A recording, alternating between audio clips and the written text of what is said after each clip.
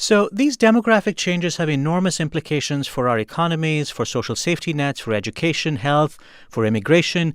In fact, it's hard to think of a domain that won't be touched by these changes. And we'll talk about the implications in a moment, but I want to start first by understanding the nature of these changes. You say there are typically four broad stages as countries make the transition from high population growth to flattened population growth to sometimes a declining population. What are these stages, Sarah?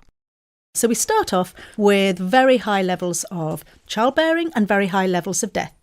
That's definitely what Europe was like 200 years ago. And then what typically happens is infant mortality starts to fall. And because infant mortality falls, then women begin to realise that if they have large numbers of babies, they're going to have large numbers of children. And so we move into the third stage and childbearing falls.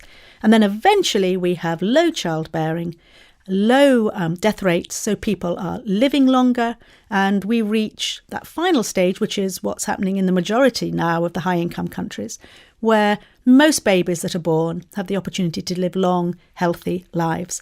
So in Africa, where we have very high fertility, we have large numbers of children. In our middle-income countries, where they've reduced their children, therefore they have a low number of child dependents, they haven't yet started ageing, so their big boom is in large numbers of workers.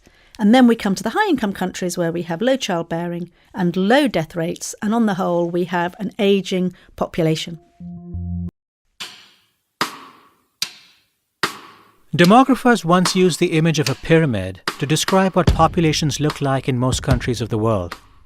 There were lots of babies and kids, a sizable number of working-age people, and a very small number of older people at the top of the pyramid. As people started to live longer lives, the pyramid turned into a skyscraper. More and more people living into their 70s, 80s, 90s. Increasingly today, the skyscraper is turning into an upside-down pyramid. A small number of kids, a shrinking working-age population, and lots of older people.